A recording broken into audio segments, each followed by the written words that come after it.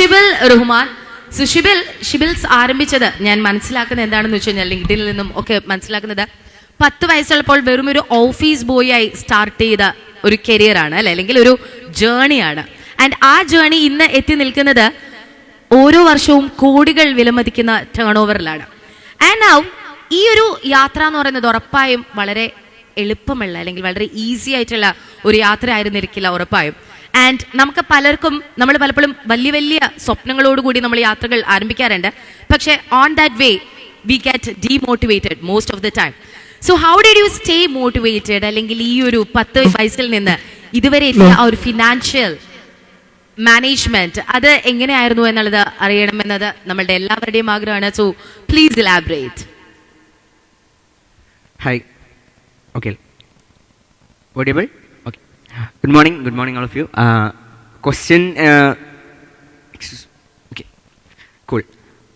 ഒരു ഓൺട്രപ്രണർ ആവുക എന്നുള്ള ഒരു വലിയ താല്പര്യത്തിൽ ഓൺട്രപ്രണർ ആവാൻ വേണ്ടിയിട്ട് 10-ാം വയസ്സിൽ ഇറങ്ങി തിരിച്ചതൊന്നുമല്ല. ഓരോ കാര്യങ്ങൾ ചെയ്ത് തുടങ്ങിയപ്പോൾ അതിൻ്റെ ബെനിഫിറ്റ്സും അതിൻ്റെ ഡിസഡ്വാൻറ്റേജസും കാര്യങ്ങളൊക്കെ മനസ്സിലാക്കി ചാലഞ്ചസ് വരുന്ന സമയത്ത് അതിനെ ടേക്ക് ഓവർ ചെയ്ത് ആ രീതിയിൽ തന്നെയാണ് മുന്നോട്ട് വന്നിട്ടുള്ളത്. ഞാൻ സ്റ്റാർട്ട് ചെയ്തത് ഈ പറഞ്ഞ പോലെ ഒരു ഓഫീസ് ബോയ് ആയിട്ട് ഫാദറിൻ്റെ ഷോപ്പിൽ തന്നെയാണ്. ഫാദറിൻ്റെ ഒരു ട്രാവൽ ഏജൻസി റൺ ചെയ്യുന്ന ആളാണ്. ഇവിടെ അടുത്ത് തന്നെയാണ് സ്ഥലം.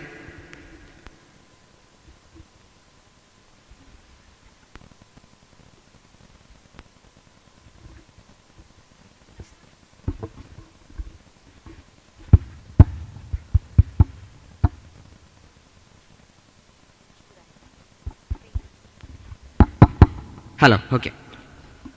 സോ ഞാനൊരു ട്രാവൽ ഏജൻസിയിൽ ക്ലാസ്സൊക്കെ കഴിഞ്ഞ് വൈകുന്നേരം ഒരു ടൈം സ്പെൻഡ് ചെയ്യാം എന്നുള്ള രീതിയിൽ ഉപ്പ എന്നെ ട്രാവൽസിൽ കൊണ്ടുപോയി. ക്ലാസ് കഴിഞ്ഞ് നേരെ ഉപ്പാൻ്റെ ഓഫീസിൽ പോകും. ഓഫീസിൽ കുറച്ച് കാര്യങ്ങളൊക്കെ വർക്ക് ചെയ്യും. ആ രീതിയിൽ സ്റ്റാർട്ട് ചെയ്തിട്ടുള്ളതാണ്. അപ്പോൾ ആ ഒരു സമയത്ത് ആ ഒരു ഏജിൽ ഒരു ട്രാവൽ ഏജൻസിയിൽ ഒരു ഓഫീസ് ബോയ് എന്ന് പറയുമ്പോൾ നമുക്ക് ചെറിയ ചെറിയ കാര്യങ്ങൾ ഉപ്പാനെ ഹെൽപ്പ് ചെയ്യുക, അങ്ങനത്തെ കാര്യങ്ങളൊക്കെ സ്റ്റാർട്ട് ചെയ്തു.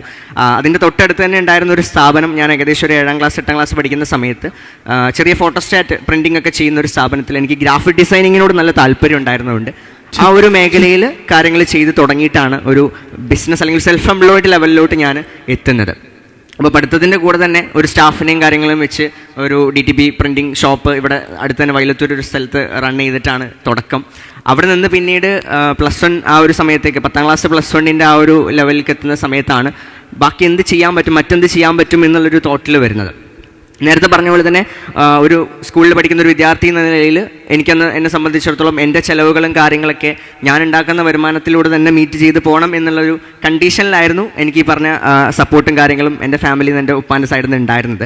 അത് ചെറിയ പോക്കറ്റ് മണി ആയിട്ട് കിട്ടുന്നതാണെങ്കിൽ പോലും അതിന് മാനേജ് ചെയ്യേണ്ടത് എൻ്റെ ചിലവുകളും കാര്യങ്ങളും എൻ്റെ പഠിത്തത്തിൻ്റെ ചിലവുകളും കാര്യങ്ങളും ഞാൻ തന്നെ ബെയർ ചെയ്യണം എന്നുള്ള രീതിയിലായതുകൊണ്ട് തന്നെ ആ ഒരു ഫൈനാൻഷ്യൽ മാനേജ്മെൻറ്റ് സിസ്റ്റം അന്ന് തന്നെ ഉണ്ടായിരുന്നു. പക്ഷേ ഈ പറഞ്ഞ പോലെ ഒരു ഫൈനാൻഷ്യൽ ലിറ്ററസിയുടെ ഒരു ലാക്ക് അവിടെ ഉണ്ടായിരുന്നു. ഓഫ് കോഴ്സ് നമുക്ക് ഈ പറഞ്ഞ പോലെ ഇൻവെസ്റ്റ്മെൻറ്റ്സ് അല്ലെങ്കിൽ സേവിങ്സ് ഇതിനെക്കുറിച്ചൊന്നും വലിയ ധാരണകൾ ഉണ്ടായിരുന്നില്ല. നമുക്ക് കിട്ടുന്ന ഒരു നമ്മളുടെ ആവശ്യങ്ങൾക്ക് ചിലവാക്കി ആ ഒരു രീതിയിൽ ഇങ്ങനെ മുന്നോട്ട് പോവുക എന്നുള്ളതാണ്.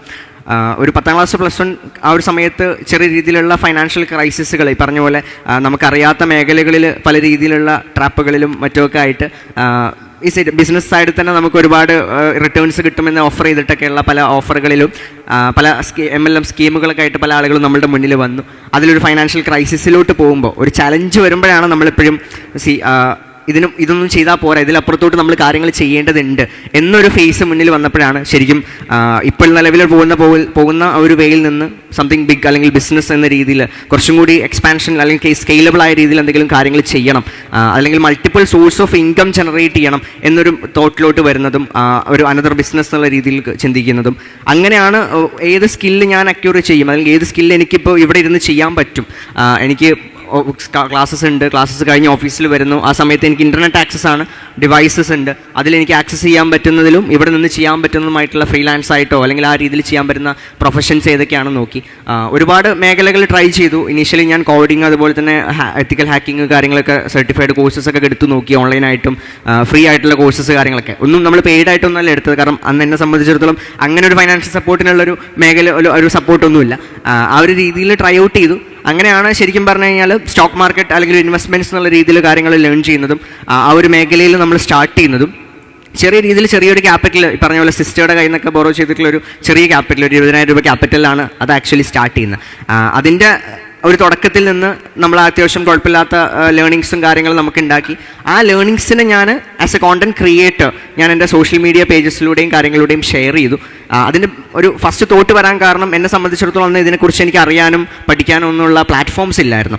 ആ ഒരു പ്ലാറ്റ്ഫോം, ഒരു ഗ്രൂപ്പ് നമ്മൾ തന്നെ ഉണ്ടാക്കിയെടുക്കുക, ഈ ഒരു സറൗണ്ടിങ്സിൽ ഈ ഒരു മേഖലയിൽ പ്രാക്ടീസ് ആയിട്ടുള്ള ആളുകളായിട്ട് ഒരു ഗ്രൂപ്പ് ഉണ്ടാക്കിയെടുക്കുക, അവരായിട്ട് ഡൗട്ട്സ് ഡിസ്കസ് ചെയ്യാമെന്നൊരു തോട്ടിലാണ് നമ്മളൊരു വാട്സപ്പ് ഗ്രൂപ്പ് ഉണ്ടാക്കിയെടുക്കുന്നതും. ആ വാട്സപ്പ് ഗ്രൂപ്പ് പിന്നീട് അതിലുള്ള ആളുകൾക്ക് അഡ്വാൻസ്ഡ് ആയിട്ട് ഇതിനെക്കുറിച്ച് പഠിക്കാൻ താല്പര്യമുണ്ടെന്ന് അറിയുകയും ആ കമ്മ്യൂണിറ്റീനെ നമ്മളൊരു ലൈക്ക് ക്രിയേറ്റർ എക്കോണമി എന്നൊക്കെ നമ്മൾ പറയും, ആ ഒരു കമ്മ്യൂണിറ്റിയിൽ നമ്മൾ മോണിറ്റൈസ് ചെയ്യുന്ന രീതിയിൽ അതിൽക്ക് മെന്റർഷിപ്സും കാര്യങ്ങളും പ്രൊവൈഡ് ചെയ്യുകയും അതൊരു അക്കാദമി ലെവലിലോട്ട് എത്തി നിൽക്കുകയും ഇന്ന് ഏകദേശം 1000-ഓളം സ്റ്റുഡൻസ് അതിൽ പഠിച്ചിറങ്ങുകയും ചെയ്തിട്ടുള്ള ഒരു ഇൻസ്റ്റിറ്റ്യൂട്ടായിട്ട് അങ്ങനെയാണ് ഒരു ബിസിനസ് സൈഡിലോട്ട് ഒരു സ്റ്റാർട്ടപ്പ് എന്നുള്ള രീതിയിൽ വരുന്നത്. ഇതേ സമയം നമ്മൾ മൾട്ടിപ്പിൾ പ്രൊജക്ട്സിൽ എൻഗേജ്ഡ് ആയിരുന്നു. ഞാനെപ്പോഴും ഒരു ബിസിനസ്സിൽ ഫോക്കസ്ഡ് ആയിട്ട് പോകുമെങ്കിലും ആ ബിസിനസ് പോയിക്കൊണ്ടിരിക്കുന്ന സമയത്ത് തന്നെ നമ്മൾ ആ ഒരു ബിസിനസ്സിനൊരു ടൈം സ്കെയിൽ കാണുന്ന ഒരാളാണ്. എനിക്കിപ്പോൾ ഒരു ഐഡിയ മനസ്സിൽ തോന്നിക്കഴിഞ്ഞാൽ ആ ഒരു ഐഡിയയിൽ ഞാനൊരു ആ എനർജിയും എക്സൈറ്റ്മെൻറ്റും തുടക്കത്തിൽ ഉണ്ടാകുന്ന എനർജിയും എക്സൈറ്റ്മെൻറ്റും എന്നും നിലനിൽക്കണമെന്നില്ല. അപ്പോൾ ആ ഒരു എനർജി എക്സൈറ്റ്മെൻറ്റ് എന്ന് കുറഞ്ഞു വരുന്നോ അപ്പോഴേക്കും ഞാൻ അടുത്ത ഫീൽഡിലോട്ട് എക്സ്പ്ലോർ ചെയ്യാം എന്ന രീതിയിൽ നേരത്തെ തന്നെ ഒരു കണ്ടിന്യൂസ് ലേണിംഗ് പ്രോസസ്സിലാണ് പോയിക്കൊണ്ടിരുന്നത്. അപ്പോൾ നമ്മളൊരു ബിസിനസ് റൺ ചെയ്യുമ്പോൾ നമ്മളില്ലാതെ റൺ ആവുന്നൊരു ലെവലിലോട്ട് അതിന് നമുക്ക് എത്തിക്കാനുള്ള സ്റ്റെപ്സ് നമ്മൾ എന്ത് ചെയ്യണം, നേരത്തെ എടുത്തു തുടങ്ങണം. അത് തന്നെയായിരുന്നു ഞാൻ ആ ഒരു കാര്യത്തിലും എടുത്തിട്ടുണ്ടായിരുന്നത്. കാരണം എനിക്ക് ഒരു പോയിന്റിൽ വേറൊരു ബിസിനസ്സിലോട്ട് അല്ലെങ്കിൽ വേറൊരു കരിയറിലോട്ട് പോകണം എന്ന്, കാരണം ഞാൻ അന്ന് സ്റ്റഡീസിൽ പഠിച്ചുകൊണ്ടിരിക്കുക. അപ്പോൾ എനിക്ക് ഒരു ടൈം കഴിഞ്ഞാൽ എൻ്റെ കരിയർ ഫോക്കസ് ചെയ്യണം എന്ന് തോന്നിക്കഴിഞ്ഞാൽ എനിക്കിത് സ്റ്റോപ്പ് ചെയ്യാൻ പറ്റില്ല. അപ്പോൾ ആ ഒരു മെത്തേഡിലായിരുന്നു പോയിരുന്നത്. അപ്പോൾ അത് കഴിഞ്ഞ് അടുത്ത വെഞ്ചേഴ്സിലോട്ട് വന്നു. IT മേഖലയിൽ നമ്മളൊരു കൊളീഗുമായിട്ട് കൊളാബറേറ്റ് ചെയ്തിട്ട് പാർട്ണർഷിപ്പ് ഫോമായിട്ട് ഒരു IT ഫേം സ്റ്റാർട്ട് ചെയ്തു. അതിൻ്റെ അണ്ടറിൽ തന്നെ നമ്മൾ മാർക്കറ്റിംഗ് ഏജൻസി സ്റ്റാർട്ട് ചെയ്തു. ആ സമയത്ത് തന്നെ അത്യാവശ്യം കോണ്ടന്റ് ക്രിയേഷനും കാര്യങ്ങളൊക്കെ ഇൻസ്റ്റാഗ്രാമിലും യൂട്യൂബിലൊക്കെ ചെയ്തു തുടങ്ങിയതുകൊണ്ട് തന്നെ അത്യാവശ്യം ഫോളോവേഴ്സും കാര്യങ്ങളും നമുക്കതിൽ ഗ്രാബ് ചെയ്യാൻ വേണ്ടി ആ ഒരു ഫോളോവേഴ്സിൽ നിന്ന് നമ്മൾ ആക്ച്വലി ഒരു പേഴ്സണൽ ബ്രാൻഡ് എന്നുള്ള രീതിയിലാണ് അതിനെ ബിൽഡ് ചെയ്തത്. അതിൽ ആക്ച്വലി നമുക്ക് അതിനൊരു ഇമ്പോർട്ടൻസ് നമ്മൾ മനസ്സിലാക്കുന്നത് ഒരു വലിയ ജേണി കഴിഞ്ഞ ശേഷമാണ്. അതിൽ നമ്മൾ ഉണ്ടാക്കിയെടുക്കുന്ന ട്രസ്റ്റും അതിലുണ്ടാക്കിയെടുക്കുന്ന ക്രെഡിബിലിറ്റിയൊക്കെ വളരെ വലുതാണ്. അത് നമ്മൾ കസ്റ്റമേഴ്സിനാണെങ്കിലും ഇൻവെസ്റ്റേഴ്സ് ആണെന്നുണ്ടെങ്കിലൊക്കെ നമ്മളിലോട്ട് ഇങ്ങോട്ട് അപ്രോച്ച് ചെയ്യുന്ന രീതിയിലുള്ള ഒരു സിസ്റ്റം നമുക്ക് അവിടെ ഇംപ്ലിമെൻറ്റ് ചെയ്യാൻ പറ്റി. ഇതാണ് ടോട്ടലി പറഞ്ഞൊരു ജേണി. അപ്പോൾ ഇതിൽ ചാലഞ്ചസ് എന്ന് പറയുമ്പോൾ ആസ് എൻ ഓൺടർപ്രണർ നമുക്ക് എല്ലാ ദിവസവും ചാലഞ്ചസ് ഉണ്ട്. നമുക്ക് ഇന്ന ചാലഞ്ചസ് എന്ന് പോയിന്റ് ഔട്ട് ചെയ്ത് പറയാമെന്നില്ല. നമ്മൾ ഓരോ ബിസിനസ്സിലും ഓരോ സെക്ടറിലും ഓരോ കാര്യങ്ങളിലും ഓരോ ദിവസവും നമുക്ക് ചാലഞ്ചസ് വന്നുകൊണ്ടേയിരിക്കും. അത് നമ്മൾ സൊല്യൂഷൻ ഓറിയൻറ്റഡ് ആവുക എന്നുള്ളതാണ്. എപ്പോഴും നമ്മൾ പ്രോബ്ലം വന്നു അവിടെ സ്റ്റെക്കായി നിൽക്കാതെ ലൈക്ക് ഓക്കെ ഇങ്ങനൊരു പ്രശ്നം സംഭവിച്ചു, ഇനിയിപ്പോൾ എന്താ ചെയ്യുക, പ്രശ്നം എന്ന് പറഞ്ഞിട്ട് അങ്ങനെ പ്രശ്നത്തിൽ മാത്രം നിൽക്കാതെ എന്ത് ചെയ്യാൻ പറ്റും, ഇതിനെന്താണ് ഒരു എഫക്റ്റീവ് സൊല്യൂഷൻ ഉള്ളത്, ഇത് ഏറ്റവും ബെറ്റർ ആയിട്ട് റിസ്ക് കുറച്ചുകൊണ്ട് ഫാസ്റ്ററായിട്ട് എഫിഷ്യൻ്റ് ആയിട്ട് എങ്ങനെ സൊല്യൂഷൻ ഇതിന് കണ്ടെത്താം, ആ ഒരു രീതിയിൽ സൊല്യൂഷൻ ഓറിയൻറ്റഡ് ആയിട്ട് ചിന്തിച്ച് മുന്നോട്ട് പോവുക. അതിൽ നമുക്കറിയാത്ത ഏരിയാസ് ഉണ്ടെങ്കിൽ അതിൽ വേണ്ട ഗൈഡൻസും മെൻറ്റർഷിപ്സും നമ്മൾ ആരെടുത്താണോ കിട്ടുന്നത് അല്ലെങ്കിൽ ആരെടുത്താണോ നമുക്ക് അവൈലബിൾ ആയിട്ടുണ്ടാവുക അവിടെ നമ്മൾ അപ്രോച്ച് ചെയ്യുക, ലേണിങ്സ് ഉണ്ടാക്കുക, നെറ്റ്വർക്ക് ബിൽഡ് ചെയ്യുക. ഇതൊക്കെയാണ് എൻ്റെ ജേണിയിൽ ഞാൻ ചെയ്തിട്ടുള്ള മെയിൻ കാര്യങ്ങൾ എന്ന് പറയുന്നത്. അപ്പോൾ പറയാനാണെങ്കിൽ കുറേ കാര്യങ്ങളുണ്ട്, നമ്മൾ സമയം കാര്യങ്ങളൊക്കെ നോക്കണം. അപ്പോൾ ഷോർട്ടായിട്ട് കുറച്ച് കാര്യങ്ങൾ ഷെയർ ചെയ്തു എന്നുള്ളതാണ്. Okay, so the major takeaways are always constant ആയിട്ട് നമ്മൾ ലേൺ ചെയ്തുകൊണ്ടിരിക്കുക. It's a never ending process, right? And also the second thing is crisis വരുന്ന സമയത്ത് പതറാൻ പാടില്ല. ഇറ്റ്സ് ഓൾവേസ് ലൈക്ക് ഒരു സൊല്യൂഷൻ ഫൈൻഡിങ്, ആ ഒരു മൈൻഡാണ് നമുക്ക് all throughout this business, that is what's going to help. Yes. Crisis in the sense നമുക്ക് ഓരോ ക്രൈസിസും ഓരോ ഓപ്പർച്യൂണിറ്റീസ് ആണ്. അതിന് നമ്മൾ ആ രീതിയിൽ കണ്ടാലാണ് നമുക്ക് എന്ത് ചെയ്യാൻ പറ്റുക, അതിനപ്പുറത്തോട്ട് അവിടെ നമുക്ക് എന്ത് ചെയ്യാൻ പറ്റും, ഈ ക്രൈസിസിനെ നമുക്ക് എങ്ങനെ യൂസ്ഫുൾ ആക്കാൻ പറ്റും, ഫ്രൂട്ട്ഫുൾ ആക്കാൻ പറ്റും, അങ്ങനെ വേണം നമ്മൾ ചിന്തിക്കാനും ഒരു ഓൺടർപ്രണർ എന്നുള്ള രീതിയിൽ പോകുമ്പോൾ നമ്മൾ അതിനെ കൊണ്ടുപോകാനും വേണ്ടിയിട്ട്. അതെ, താങ്ക് യു. സോ ഇപ്പം നമ്മുടെ ഷിബിലി പറഞ്ഞൊരു കാര്യം എന്താണെന്ന് വെച്ച് കഴിഞ്ഞാൽ ഷിബിലിയുടെ മൊത്തം ലൈഫിൽ നിന്ന് നമുക്ക് മനസ്സിലാവുന്ന ഒരു ഫോർമൽ എഡ്യൂക്കേഷൻ കിട്ടുന്നതിന് മുമ്പ് തന്നെ ഒരു ബിസിനസ് ആരംഭിച്ച ഒരു വ്യക്തിയാണ്, അല്ലെ?